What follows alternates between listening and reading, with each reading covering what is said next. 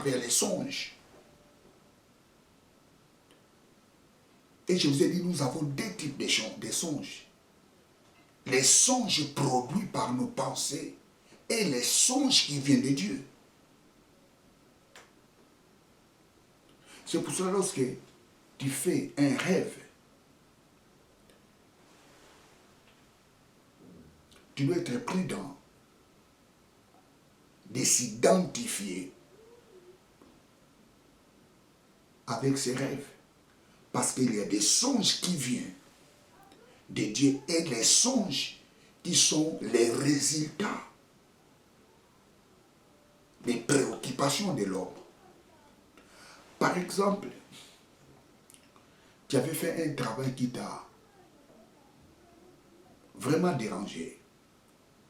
C'est fort et possible que tu puisses avoir un rêve de ce travail-là qui t'a agacé. Tu as des problèmes avec un monsieur, c'est fort et possible de rêver ce monsieur. Mais ça ne dit pas que c'est Dieu qui t'a parlé. Donc il faut être prudent avec les songes. Mais il y a des songes qui incarnent les messages de Dieu. C'est pour cela que ce n'est pas n'importe qui peut interpréter un songe. Il ne faut pas être pressé d'interpréter les songes.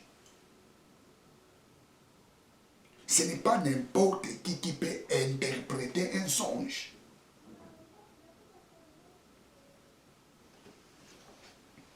Praise God, alléluia. Vous remarquerez la plupart des songes, ils ont un message codifié.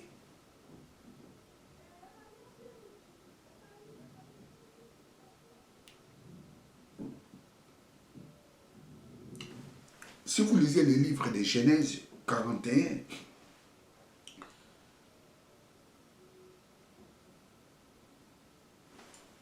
vous allez voir Joseph interprète les songes de ses collègues prisonniers. 3 corbeilles sur sa tête, dont les oiseaux du ciel venaient manger les choses qui étaient dans ces corbeilles. Joseph comprend les songes, il dit, les 3 corbeilles signifient les 3, il reste 3 jours. Et quand tu sortiras, on te tuera. Les 3 corbeilles étaient les images. Il faut l'interprétation pour interpréter.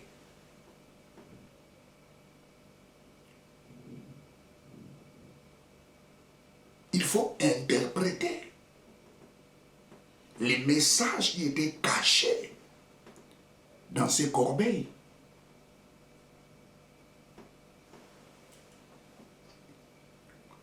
Donc ce n'est pas n'importe qui peut interpréter un songe.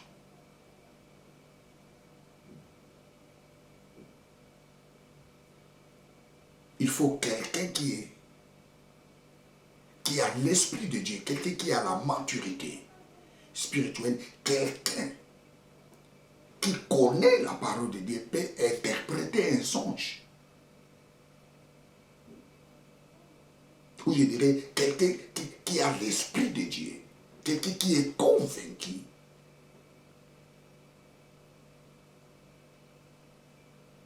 Et c'est lui-là qui peut interpréter un songe.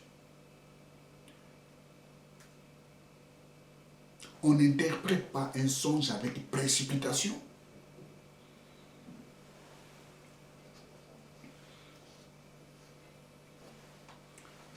Le Saint-Esprit est notre associé. Il est notre associé, le Saint-Esprit. Il nous parle à travers la parole de Dieu. Il nous parle avec nos convictions personnelles. Il nous parle à travers les songes. Vous savez, très chers téléspectateurs, il y a une grande différence entre les songes et la vision.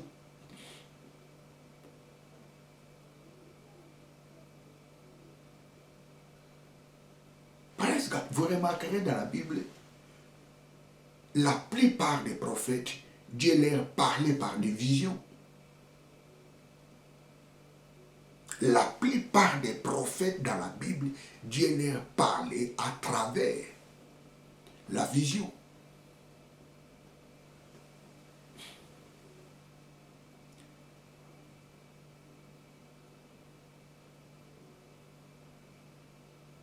Abraham, Dieu lui parlait par la vision. Jacob, Dieu lui a parlé à travers les songes. Joseph, Dieu lui a parlé à travers les songes. Jacob,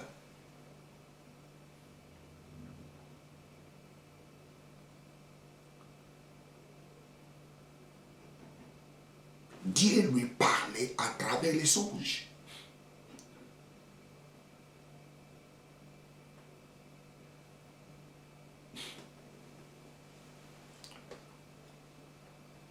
Vous savez, j'ai suivi à la télé un homme de Dieu qui parlait que les voyants est au-dessus d'un prophète. Mais non, un voyant n'est pas un prophète.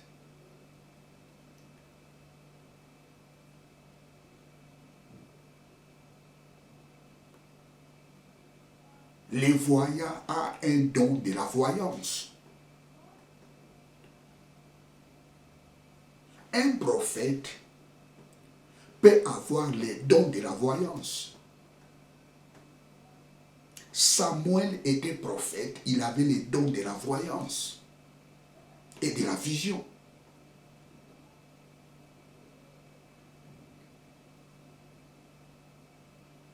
Vous savez, les mots roé, roé, roé, roé, roé, roé, roé, qui signifie voyant.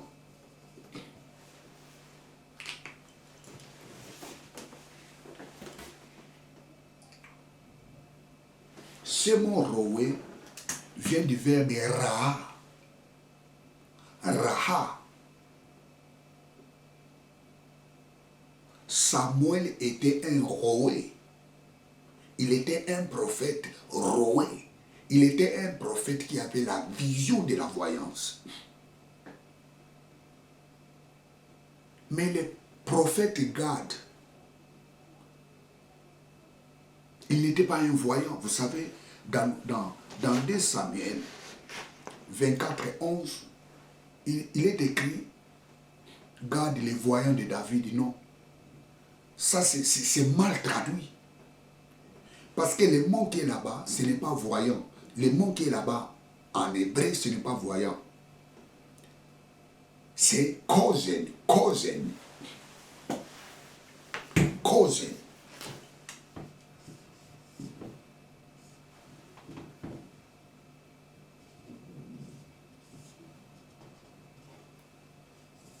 Kozen. Kozen.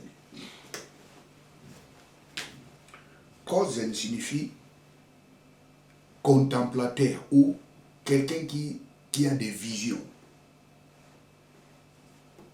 Ou visionnaire, on peut mettre visionnaire. Quelqu'un qui voit des visions, on appelle kozen.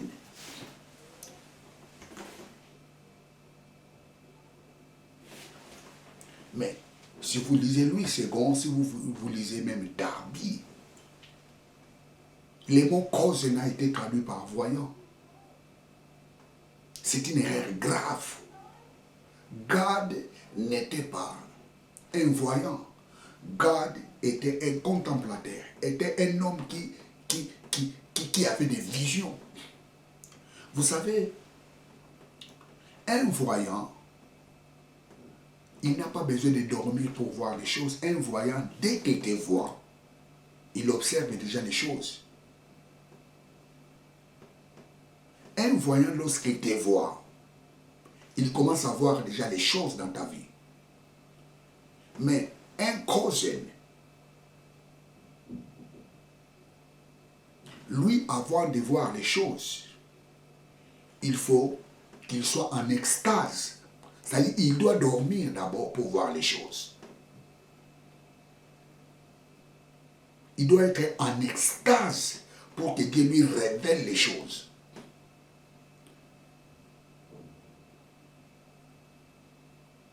Ça, c'est les causes. Vous savez, il y a plusieurs sortes de visions. Un jour, j'en parlerai. Nous avons les visions qui s'appellent Makaze. Nous avons la vision qui s'appelle Mara. Nous avons la vision qui s'appelle Marée. Nous avons plusieurs sortes de visions. Mais la personne qui voit cette vision-là, on les appelle les Kozen. Donc, un prophète, un voyant n'est pas au-dessus des prophètes. La voyance est un don qu'un prophète peut avoir. Vous savez, dans la Bible, il y a des gens qui ont les dons de la voyance, mais ils n'étaient pas des prophètes.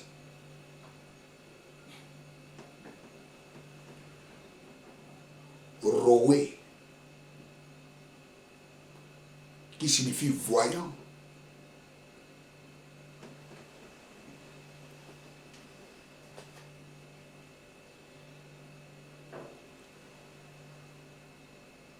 Le Saint-Esprit est notre associé.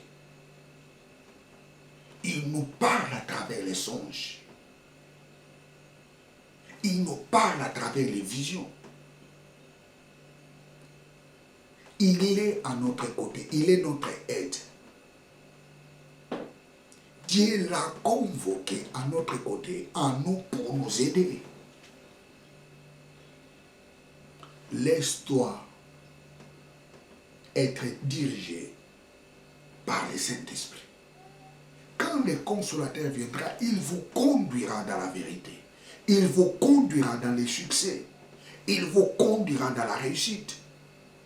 Il vous conduira dans la perfection. Il vous conduira dans la droiture. Les bébés spirituels refusent que le Saint-Esprit guide leur vie parce qu'ils sont encore charnels.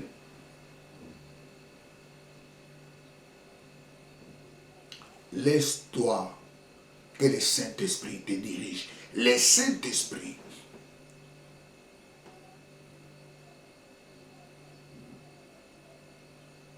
il est notre consolateur. Il nous parle à travers la parole de Dieu. Il nous parle à travers nos convictions personnelles. Il nous parle à travers les songes.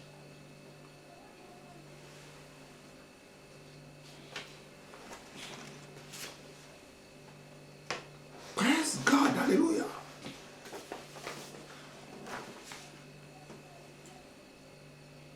Le Saint-Esprit nous aide aussi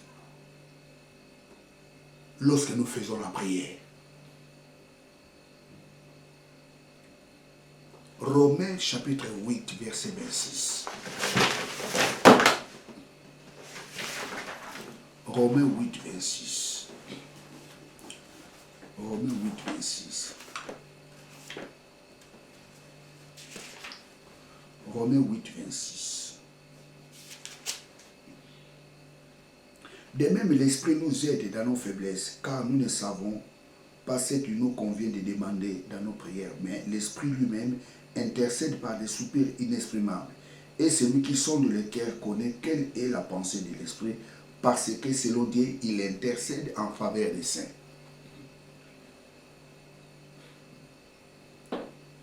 De même, Romains chapitre 8, verset 26, de même, l'Esprit nous aide dans nos faiblesses parce que nous ne savons quoi demander à Dieu. Ça, c'est le rôle des consolateurs.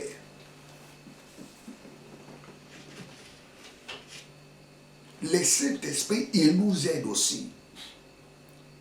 Comment prier? Parce que nous ne savons pas ce qu'il nous convient de demander à Dieu.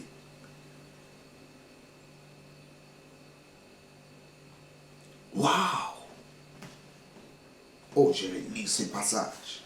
De même, l'Esprit de Dieu nous aide dans nos faiblesses, car nous ne savons pas ce qu'il nous convient de demander dans nos prières, mais l'Esprit lui-même intercède par des soupirs inexprimables.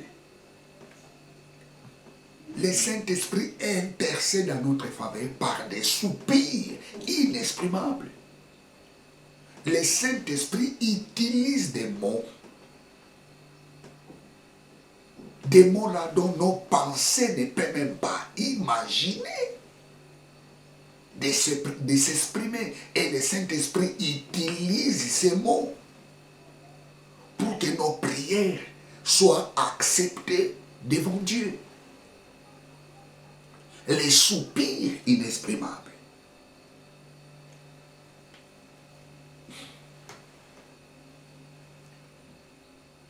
Vous savez, des fois, lorsque nous prions par rapport à notre intelligence. Oh Dieu, bénis cette nuit et que cette nuit soit bénie. Et que je dors bien et que la journée de demain soit une journée bénie au nom de Jésus-Christ. Amen. Voilà ce genre de prière que nous faisons. Nous prions par rapport à notre intelligence. Nous ne laissons pas le temps que le Saint-Esprit intercède pour nous.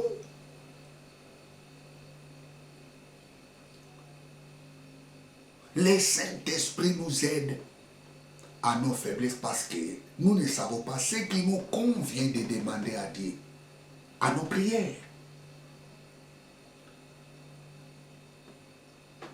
Ephésiens chapitre 6, verset 18. Ephésiens 6, 18. Faites en tout temps par l'Esprit toutes sortes de prières. Faites en tout temps par l'Esprit toutes sortes de prières. Ça signifie toutes sortes de prières, nous devons les faire en esprit. Faites en tout temps toutes sortes de prières en esprit. Waouh, waouh, waouh, waouh, waouh, waouh, waouh, waouh, waouh, waouh. Faites en tout temps en esprit toutes sortes de prières. Ça signifie toutes sortes de prières. Nous devons faire ces prières en esprit.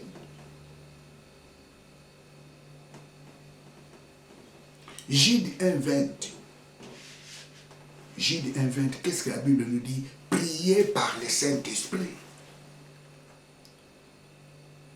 Priez par le Saint-Esprit. Jude 1,20.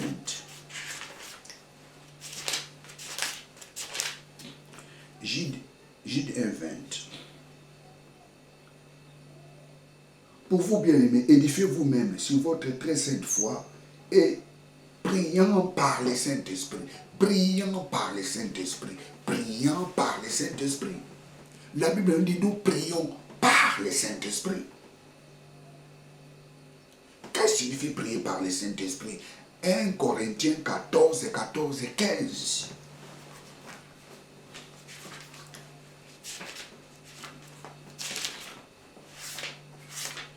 1 Corinthiens 14, 14 et 15.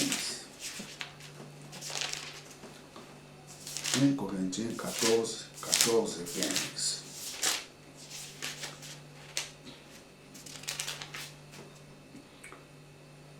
Car si j'ai pris en langue, mon esprit est en prière. Car si j'ai pris en langue, mon esprit est en prière. Mais mon intelligence demeure stérile. Que faire donc? Je prierai par l'esprit. Mais je prierai aussi par l'intelligence. Je chanterai par l'esprit, mais je chanterai aussi en intelligence.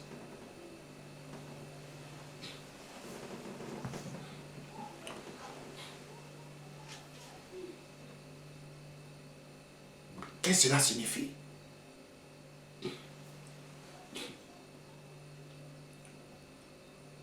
Prier en langue, c'est ça, prier par le Saint-Esprit. Lorsque j'ai pris en langue, j'ai pris par le Saint-Esprit. Ça signifie, c'est le Saint-Esprit qui intercède.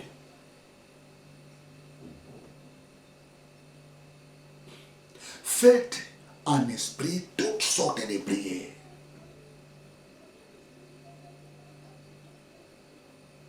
Ça signifie que nous devons beaucoup prier en langue.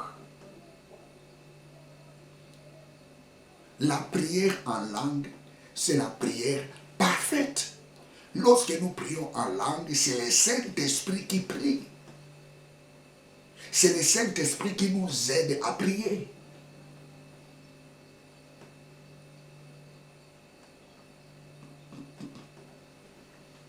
Faites en tout temps par l'Esprit toutes sortes de prières. Tu veux prier pour tes enfants?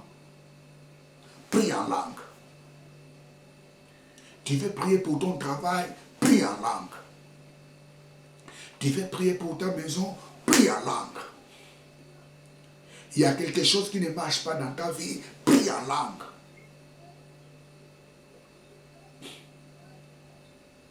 Faites en tout temps par l'Esprit toutes sortes de prières. Vous savez, il y a des gens, et ils prient toujours en langue, j'en ai marre. Ils prient des choses là que je ne comprends pas. Cette langue-là, c'est la langue des démons. Et stop! La prière en langue, c'est la prière parfaite. Parce que ce n'est pas l'homme qui prie, c'est le Saint-Esprit qui prie.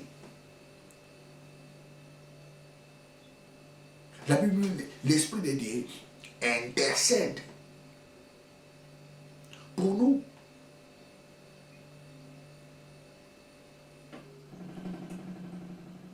Parce que nous ne savons pas quoi demander à Dieu.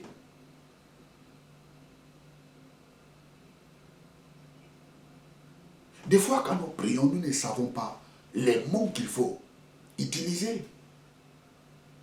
Mais lorsque nous prions en langue, le Saint-Esprit qui prie,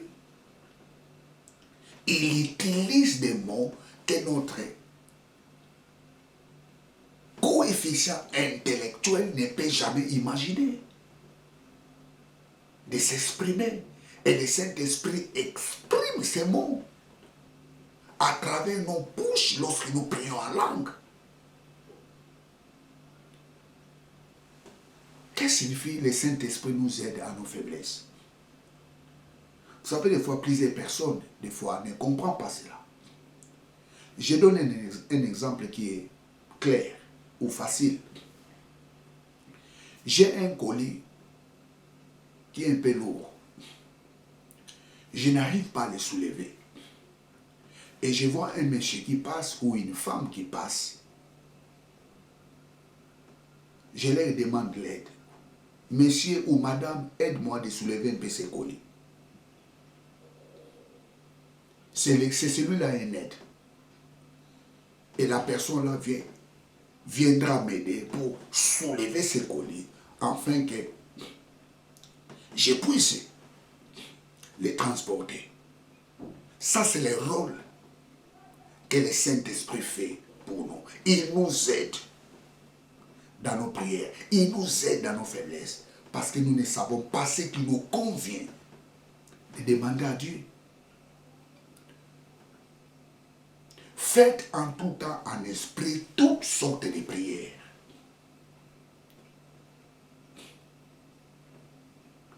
Vous savez, nous avons des sortes de prières. Nous avons la prière en langue et la prière en esprit.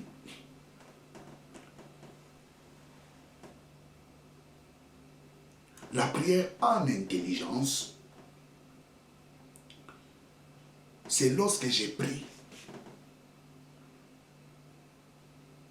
par rapport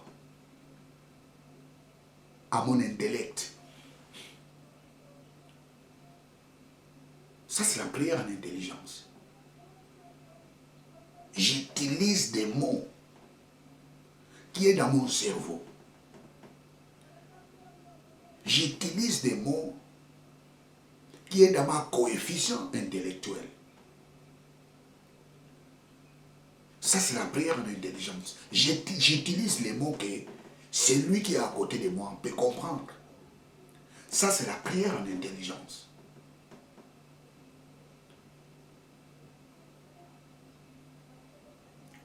Mais la prière en langue, quand j'ai pris, même moi-même qui prie, je ne saurais pas comprendre les choses que je suis en train de parler à Dieu. Et c'est pour ça que l'apôtre Paul dit, lorsque j'ai pris en langue, mon intelligence est stérile. Ça signifie l'homme qui prie en langue, même lui-même, ne comprend pas ce qu'il dit. Parce que c'est à l'esprit. C'est-à-dire que j'adresse la prière.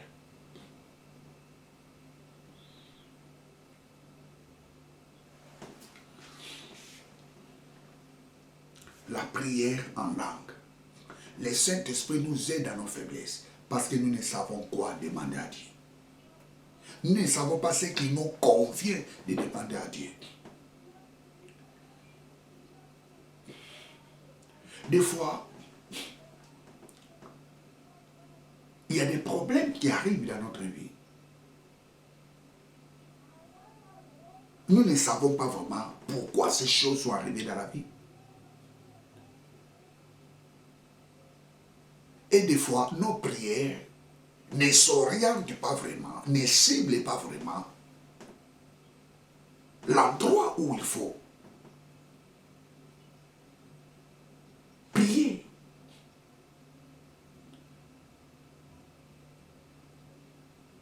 Nous prions par rapport à notre pensée. Or, les vrais problèmes, ce n'est pas ce que nous pensons, les vrais problèmes est ailleurs. Et c'est pour cela plusieurs prières des fois ne trouvent pas la solution. C'est comme quelqu'un qui a... C'est comme quelqu'un qui, je dirais, qui a de l'estomac. Il souffre de l'estomac. Tu lui donnes les dipyrodes.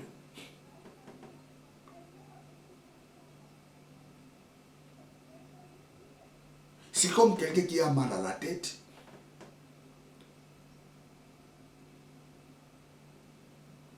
Tu lui donnes de l'eau à boire. Ça ne va rien faire.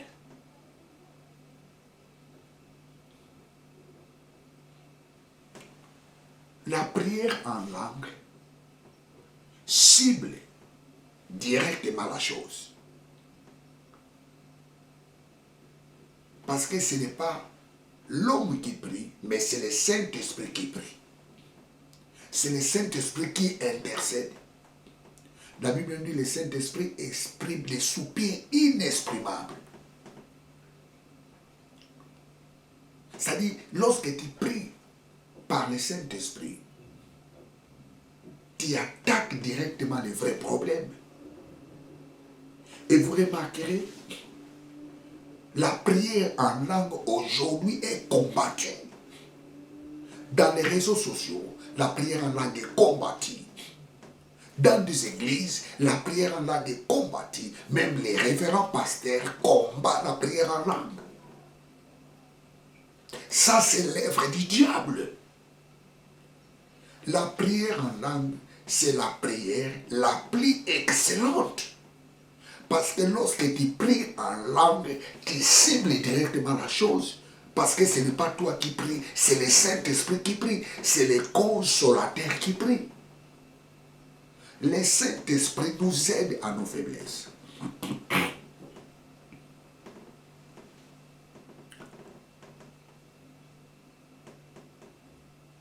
Parce que nous ne savons ce qui nous convient de demander à Dieu.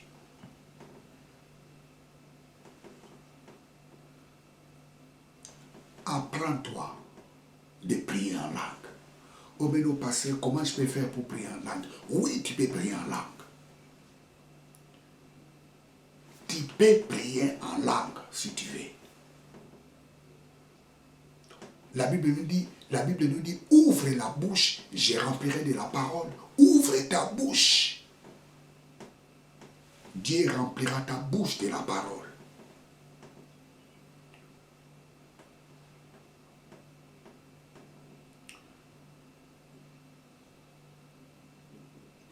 La prière en langue. Le Saint-Esprit nous aide dans nos faiblesses. Parce que nous ne savons ce qui nous convient de demander dans nos prières.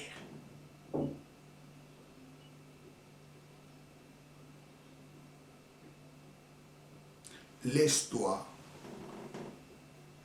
être dirigé par le Saint-Esprit.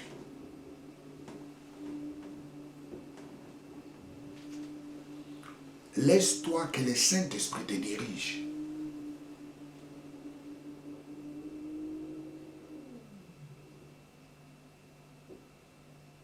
Les immatures refusent d'être dirigés par le Saint-Esprit parce qu'ils sont encore charnels.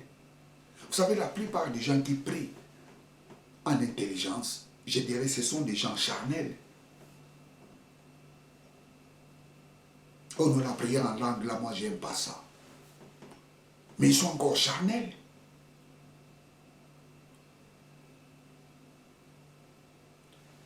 N'écoutez pas les gens qui fustigent la prière en langue dans les réseaux sociaux, dans les églises.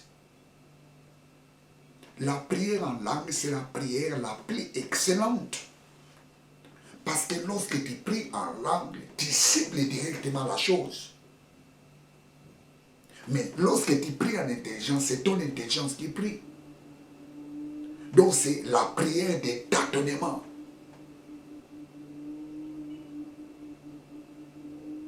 La prière en langue, plutôt la prière en intelligence, lorsqu'elle marche de pair avec la parole de Dieu, cette prière est efficace. C'est-à-dire, lorsque tu pries en intelligence, tu dois marier ta prière avec la parole de Dieu.